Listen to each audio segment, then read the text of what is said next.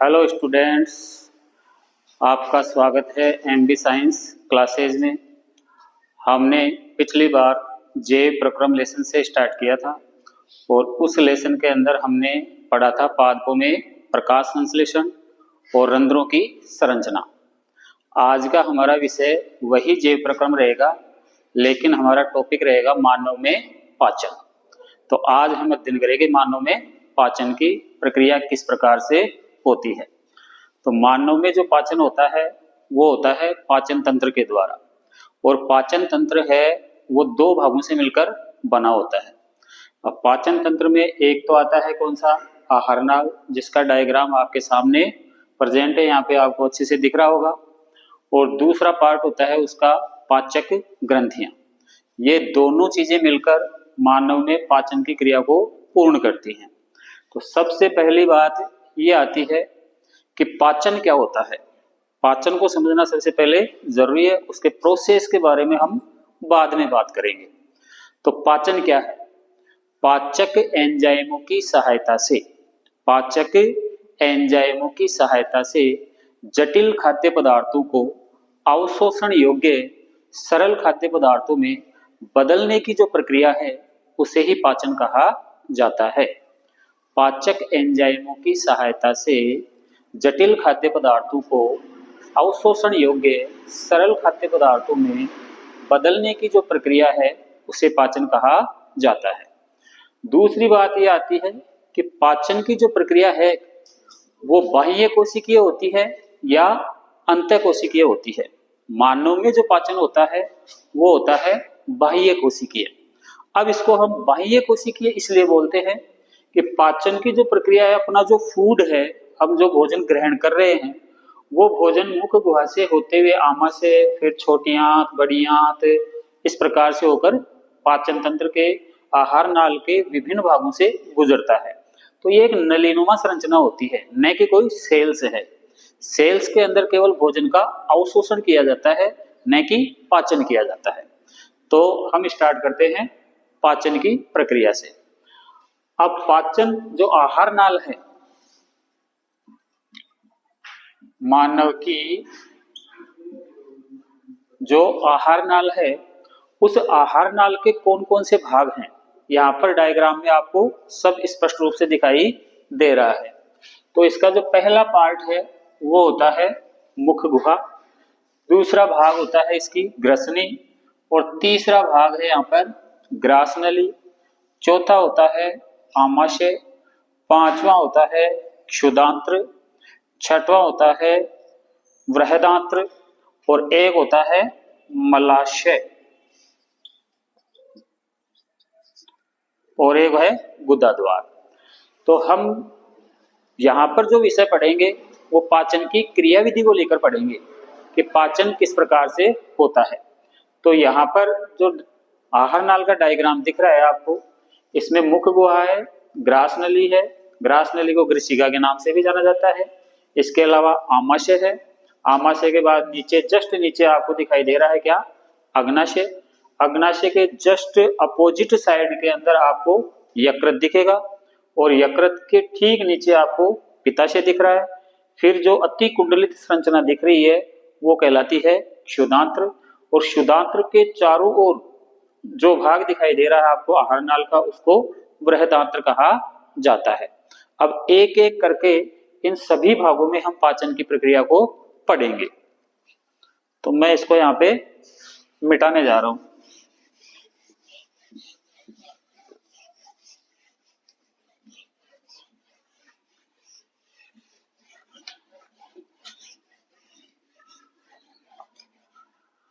तो पाचन की क्रिया में सबसे पहले हम जो पढ़ेंगे वो पढ़ेंगे मुख गुहा में पाचन। तो सबसे पहले जब भी हम भोजन को ग्रहण करते हैं सीधे हम मुख गुहा में उसको ग्रहण करते हैं। अब मुख गुहा में जैसे ही भोजन को ग्रहण किया जाता है तो मुख गुहा के अंदर हमारे कौन कौन सी चीजें होती हैं। पहला पार्ट होता है मुख गुहा में हमारे दांत पाए जाते हैं, मुख गुहा के अंदर एक होती है जिह्वा और मुखी गुहा के अंदर ही होती हैं लार ग्रंथियां। तो मुख गुहा में जो पाचन होगा उसमें ये तीनों भाग क्या करेंगे, सहायता करेंगे। जैसे ही मुख गुहा में भोजन को लिया जाता है, सबसे पहले दांतों के द्वारा भोजन को छोटे छोटे टुकड़ों के अंदर क्या किया जाता है, पीसा जाता है। इसके अलावा जिह्वा जो है वो भोजन को मुख गुहा में चारों ओर उलटने पलटने का काम करती है, यानी जिह्वा के द्वारा भोजन को मुख गुहा में घुमाया जाता है चारों तरफ, ताकि लार आसानी से भोजन में मिल सके। लार ग्रंथियां हैं, ये किसका स्राव करती हैं? लार ग्रंथियां लार का स्राव करती हैं। इस लार के अंदर एक एंजाइम होता है जिसको बोला जाता है एमाइलेज। लार में पाए जाने वाला एक एंजाइम है एमाइलेज, और एक एंजाइम और होता है जिसको बोला जाता है लाइसोजाइम।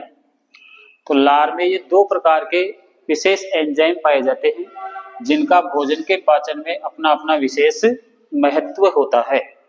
तो एमाइलेज एंजाइम सबसे पहले भोजन को क्या करता है कि एमाइलेज भोजन के अंदर जो स्टार्च होता है, जिसको हम मंड के नाम से भी जानते हैं, यह एमाइलेज एंजाइम स्टार्च को सरल शर्करा में बदलता है।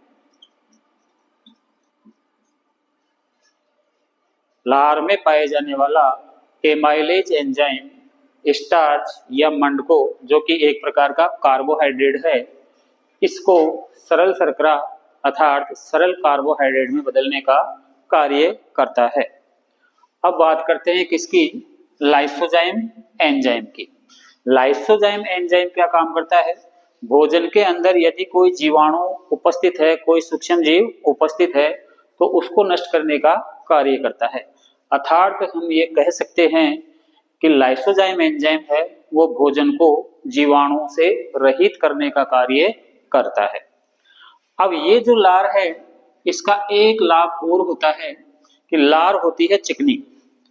इसके चिकनेपन के कारण जो हम मुख गुहा में भोजन को दांतों के द्वारा पीस रहे हैं, इसके कारण वह भोजन लसलसा हो जाता है ताकि भोजन को निगलने में आसानी रहे।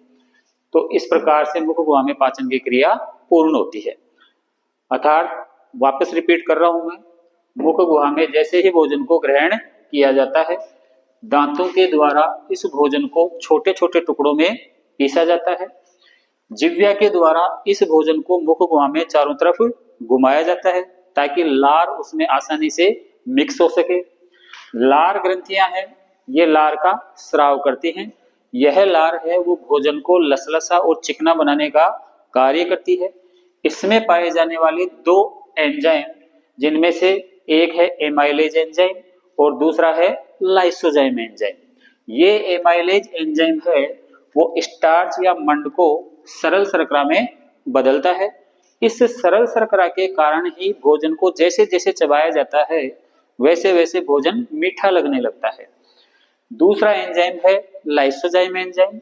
यह लाइसोजाइम एंजाइम भोजन के साथ आए हुए जीवाणुओं को, सूक्ष्म जीवों को नष्ट करने का कार्य करता है। अर्थात यह कहा जा सकता है कि लाइसोजाइम है वो भोजन को जीवाणु रहित करता है। तो इस प्रकार से मुख गुहा में पाचन पूर्ण होता है।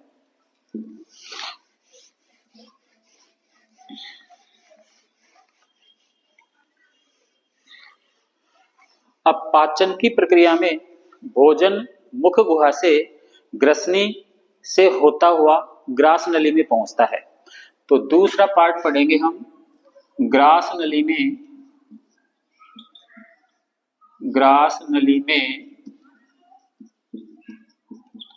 भोजन का पाचन। अब आपको एक इंपॉर्टेंट बात बताता हूं मैं कि यहां पे लिखा है कि ग्रास नली में भोजन का पाचन। तो पाचन की प्रक्रिया वहीं पर पूर्ण होती है जहां पर पाचक ग्रंथियां पाई जाती हैं। जैसे कि आपने देखा कि मुख गुहा में लार ग्रंथियां पाई जाती हैं, तो लार ग्रंथियों के द्वारा एंजाइमों का स्राव किया जाता है, तो उसमें भोजन का पाचन होता है। लेकिन ग्रास नली एक ऐसा भाग है आहार नाल का जिसमें किसी भी प्रकार की पाचक ग्रंथि नहीं होती है। अब जहां पर पाचक ग्रंथि नहीं होगी वहां पर पाचक एंजाइमों का अभाव होगा, और पाचक एंजाइमों का अभाव होने के कारण उस भाग में पाचन की प्रक्रिया पूर्ण नहीं होगी। तो यहाँ पर ग्रास नली में फिर होता क्या है, ग्रास नली की जो भित्ति होती है उसके अंदर क्रमानुकुंचन गति होती है, और इस क्रमानुकुंचन गति का लाभ यह है कि ग्रास नली से भोजन सीधा आमाशय में पहुंच जाता है आसानी से। यानी ग्रास नली की भित्ति में पाई जाने वाली क्रमानुकुंचन गति के द्वारा भोजन आसानी से ग्रास नली से आमाशय में पहुंच जाता है। इसके अलावा ग्रास नली में कोई कार्य नहीं होता। अब बोर्ड एग्जाम की दृष्टि से यहाँ पर यदि कोई क्वेश्चन पूछा जाता है तो आपसे यही पूछा जाएगा कि ग्रास नली में भोजन का पाचन क्यों नहीं होता है, या आहार नाल का ऐसा कौन सा पार्ट है जिसमें भोजन का पाचन नहीं होता, तो उसमें इसका भी नाम दिया जा सकता है। अब कारण में आपको यही लिखना है कि ग्रास नली के अंदर किसी भी प्रकार की पाचक ग्रंथि उपस्थित नहीं होती, जिसके कारण वहां पर पाचक एंजाइमों का निर्माण नहीं होता, और पाचक एंजाइमों का निर्माण नहीं होने के कारण ग्रास नली का भोजन के पाचन में कोई योगदान नहीं होता। अब इसके आगे चलते हैं, और भोजन ग्रास नली से फिर जाता है कहां पर, आमाशय में। तो तीसरा पार्ट है अपना आमाशय में पाचन। आमाशय में भोजन का पाचन। तो ग्रास नली से होता हुआ भोजन सीधा आमाशय में जाता है। अब आमाशय में जो भोजन है वो लगभग 3 से 4 घंटे तक रुकता है, और जैसे ही भोजन आमाशय में जाएगा, आमाशय की जो भित्ति होती है उस भित्ति के द्वारा जठर रस का स्राव किया जाता है, क्योंकि आमाशय की भित्ति में जठर ग्रंथियां पाई जाती हैं, और उन जठर ग्रंथियों के द्वारा जठर रस का स्राव किया जाता है। यह जो जठर रस है, इस जठर रस के अंदर 3 प्रकार के पदार्थ पाए जाएंगे, जिसमें पहला है HCl, जिसको हाइड्रोक्लोरिक अम्ल भी कहा जाता है। दूसरा है एक एंजाइम, जिसको पेप्सिन एंजाइम कहते हैं। और तीसरा है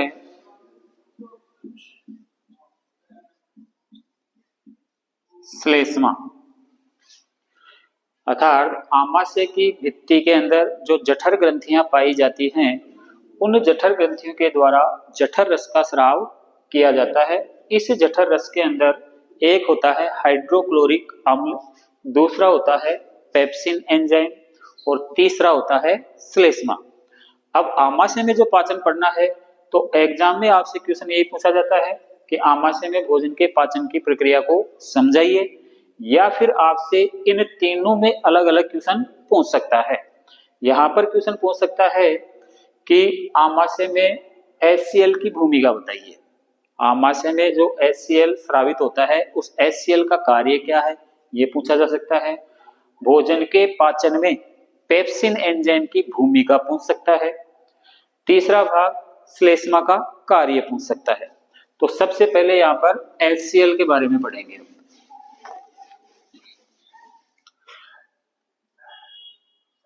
HCl के कार्य, यानी आमाशय में HCl के कार्य क्या है। तो सबसे पहला कार्य है इसका क्या, आमाशय के माध्यम को, आमाशय के माध्यम को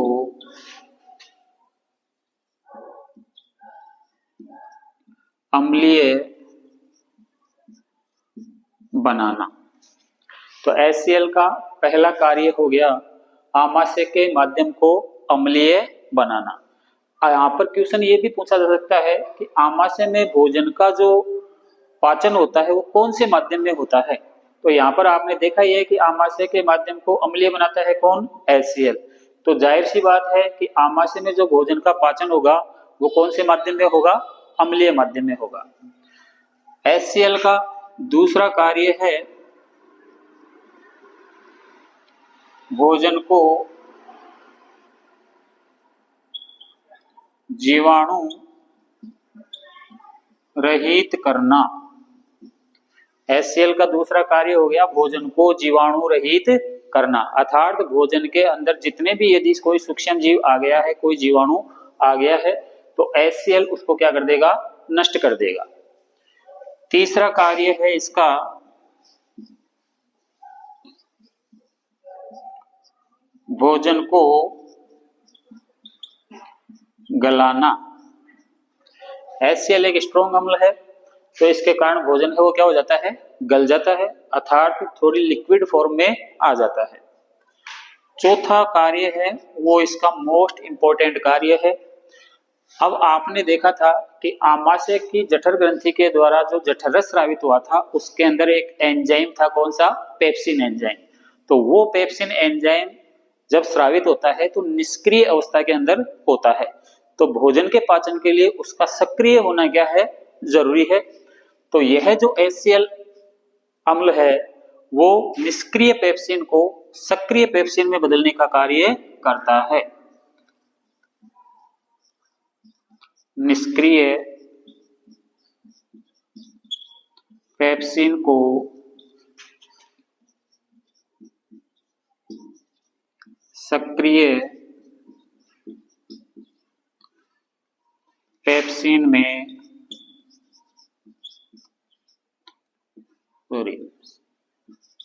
सक्रिय पेप्सिन में बदलना। तो HCl के इस प्रकार से 4 कार्य पूर्ण होते हैं। पहला है आमाशय के माध्यम को अम्लीय बनाना, भोजन को जीवाणु रहित करना, भोजन को गलाना और निष्क्रिय पेप्सिन को सक्रिय पेप्सिन में बदलना। अब ये तो हो गए HCl के कार्य। दूसरा जो पदार्थ स्रावित हुआ था वो था पेप्सिन एंजाइम। अब पढ़ेंगे यहाँ पर कि आमाशय में भोजन के पाचन में पेप्सिन एंजाइम की भूमिका क्या है।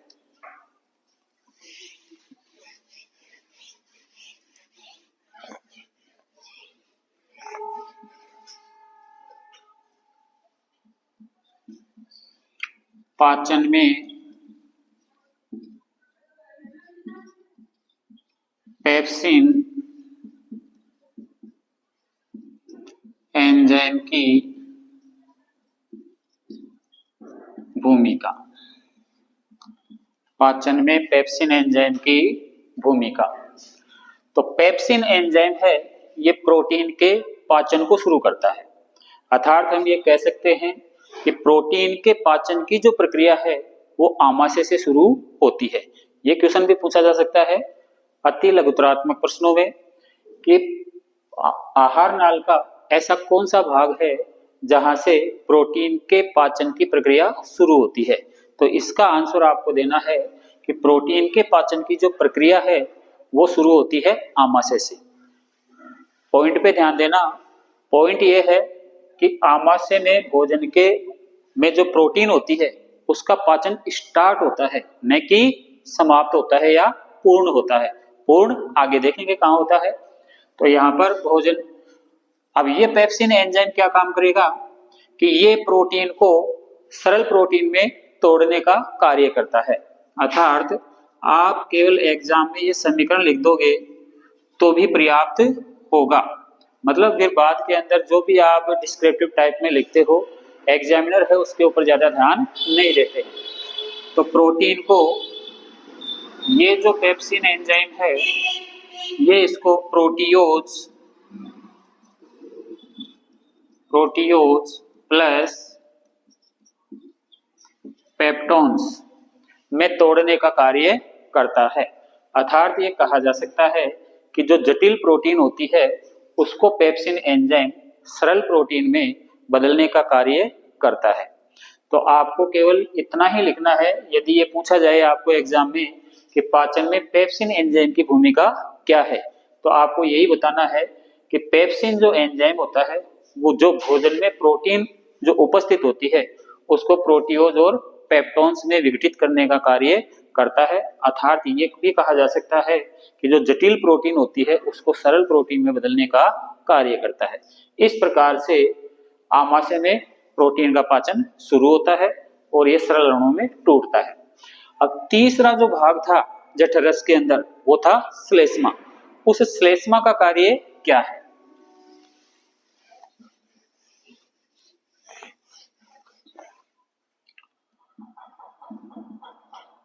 तो तीसरा है श्लेष्मा, क्योंकि जठरस के अंदर तीन पदार्थ थे, HCl, दूसरा था पेप्सिन एंजाइम और तीसरा था श्लेष्मा।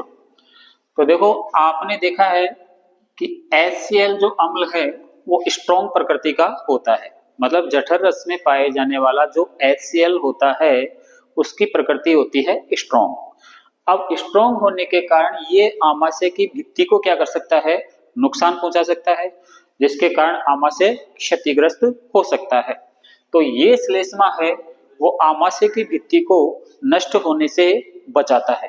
कैसे बचाएगा? जैसे ही श्लेष्मा का स्राव होता है, यह जो श्लेष्मा है वो आमाशय की भित्ति से जाकर चिपक जाता है, जिसके कारण HCl का प्रभाव भित्ति के ऊपर नहीं पड़ता है और आमाशय की भित्ति नष्ट होने से बच जाती है। तो ये हो गया श्लेष्मा का कार्य, और इस प्रकार से आमाशय में पाचन की प्रक्रिया पूर्ण होती है। अर्थात ये कहा जा सकता है कि आपको आमाशय में यदि पाचन के बारे में पूछे तो आपको तीन चीजों के कार्य बता के आने हैं। एक HCl का कार्य बताना है, दूसरा आपको पेप्सिन एंजाइम का कार्य बताना है और तीसरा आपको श्लेष्मा का कार्य बताना है। अब आमाशय से जो भोजन है वो जाता है छोटी आंत के अंदर, जिसको क्षुधांत्र के नाम से भी जाना जाता है। तो अगली जो पार्ट पढ़ेंगे हम पढ़ेंगे क्या? क्षुधांत्र, जिसको छोटी आंत भी कहते हैं। क्षुधांत्र में पाचन। अब देखो जैसे ही भोजन है वो आमाशय से क्षुधांत्र में जाता है, तो आमाशय और क्षुधांत्र के बीच के अंदर दो अंग पाए जाते हैं, जिनमें एक होता है यकृत और दूसरी होती है अग्नाशय ग्रंथि। एक शॉर्ट में मैं आपको एक डायग्राम बना देता हूं यहाँ पर।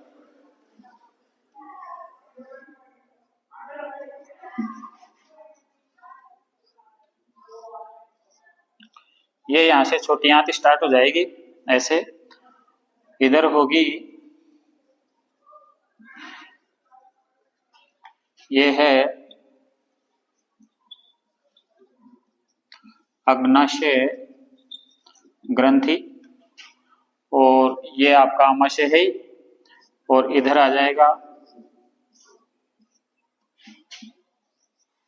ये आ गया यकृत और ये आ गया पित्ताशय। अब देखिए यहाँ पर आमाशय में पाचन की प्रक्रिया पढ़ी थी आपने, इसके बाद में पढ़ रहे हैं हम क्षुधांत्र या छोटी आंत में भोजन का पाचन। अब जैसे ही आमाशय से भोजन का आता है इस छोटी आंत में या क्षुधांत्र में आता है, तो इससे पहले आपको दो अंग दिख रहे हैं, अग्नाशय ग्रंथि और पित्ताशय और यकृत।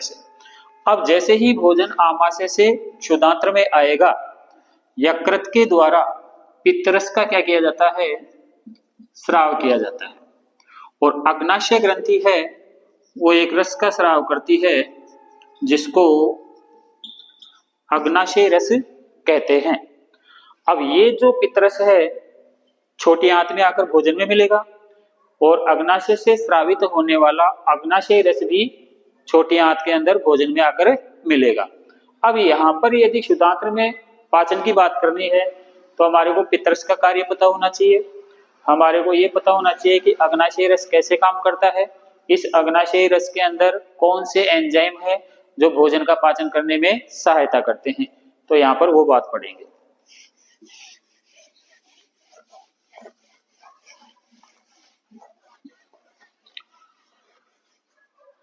तो सबसे पहले बात करते हैं किसकी, पित्तरस की।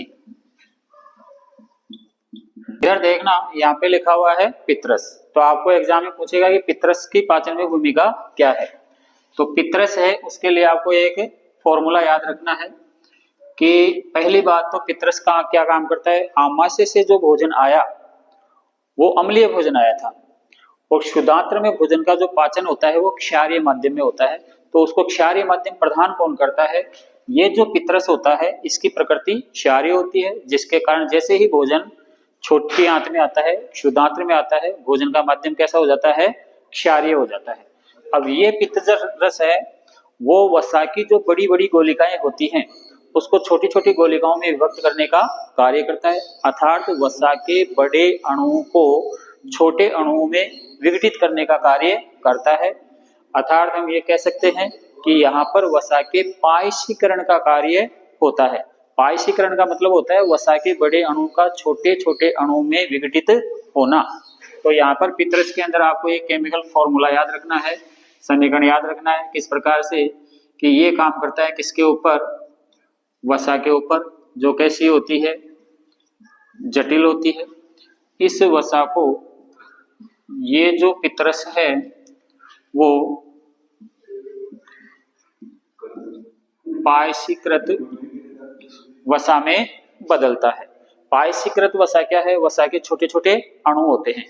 अब इस पित्तरस को वसा के जटिल अणु को सरल अणु या पायशीकृत वसा में बदलने की जरूरत क्यों पड़ी। इसका कारण यह है कि वसा है वो बहुत ही बड़े अणु होते हैं और इनका अवशोषण है वो हमारा शरीर है वो डायरेक्ट नहीं कर सकता, और वसा का जो पाचन करने वाला एंजाइम है लाइपेज एंजाइम, वो भी वसा के बड़े अणु के ऊपर कार्य नहीं कर पाता। अब यहाँ पर इसको पायशीकृत वसा में बदलने की जरूरत ये पड़ी, इसलिए पड़ी कि जो लाइपेज एंजाइम है वो वसा को वसीय अम्ल और ग्लिसरॉल में आसानी से तोड़ सके। तो यहाँ पर पित्तरस का कार्य पूछे तो आपको इतना ही लिखना है कि यह वसा का क्या करता है, पायशीकरण करता है, अर्थात वसा के जटिल अणुओं को सरल अणुओं में बदलने का कार्य करता है। इस क्रिया को हम क्या बोलते हैं, पायशीकरण बोलते हैं। ठीक है, ये हो गया पित्तरस का कार्य। अब दूसरा था वहां पर कौन सा, अग्नाशयी रस। अग्नाशयी रस, इस अग्नाशयी रस के अंदर विभिन्न प्रकार के एंजाइम पाए जाते हैं, जिनमें एक होता है ट्रिप्सिन एंजाइम, एक होता है लाइपेज एंजाइम और एक होता है एमाइलेज एंजाइम। Amylase enzyme.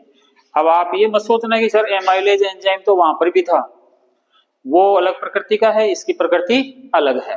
तो यहाँ पर तीनों का कार्य आपको याद रखना है, कौन सा एंजाइम क्या काम करता है। तो पहले बात करते हैं ट्रिप्सिन एंजाइम की। ट्रिप्सिन एंजाइम के लिए आपको यही याद रखना है कि वहां पर क्या बना था, आमाशय में प्रोटीन के पाचन से प्रोटियोज प्लस पेप्टोन्स बना था। यहाँ पर जो स्रावित होने वाला ट्रिप्सिन एंजाइम है इस प्रोटियोज और पेप्टोन्स को एमिनो अम्ल में बदलने का कार्य करता है, एमिनो अम्ल। तो आपको ये समीकरण याद रखना है। दूसरा एंजाइम था एमाइलेज एंजाइम। एमाइलेज एंजाइम किस पर काम करेगा, पायशीकृत जो वसा थी, जो पित्तरस के कार्य के फलस्वरूप बनी थी, इस पायशीकृत वसा को लाइपेज एंजाइम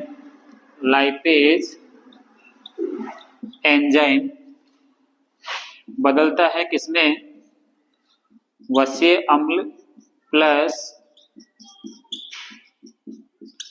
ग्लिसरॉल में। तो दोनों एंजाइमों के कार्य हो गए।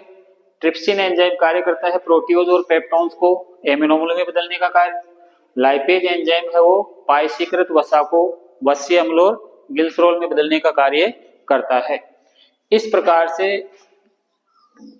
शुद्धांत्र के अंदर भोजन के पाचन की क्रिया पूर्ण होती है, अर्थात शुद्धांत्र के अंदर प्रोटीन का पाचन पूर्ण रूप से हो जाता है, वसा का पाचन पूर्ण रूप से हो जाता है।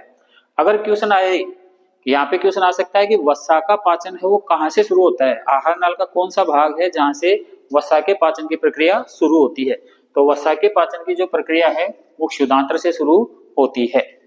अब जितना भी भोजन यहाँ पर पचा है उसका किया जाता है बाद में अवशोषण। तो आज की क्लास यहीं पर समाप्त करेंगे। अब आपसे पूछा जाए आमाशय में पाचन किस प्रकार से होता है वो बताना है, शुद्धांत्र में पाचन किस प्रकार से होता है वो बताना है। अगली जो अपनी नेक्स्ट क्लास होगी उसमें हम ये पढ़ेंगे कि जितना भी भोजन का यहाँ पर पाचन हुआ है उसका अवशोषण कहाँ पर होता है, आहार नाल के ऐसे कौन से भाग हैं जहाँ पर इनका अवशोषण किया जाता है। अब आपसे आशा यही करते हैं कि एमपी साइंस क्लासेज के चैनल को ज्यादा से ज्यादा शेयर करें, सब्सक्राइब करें, जिससे कि हमारा प्रोत्साहन बढ़ता रहे और हम आपके लिए ऐसे ही नए नए वीडियोस लाते रहें। Thank you.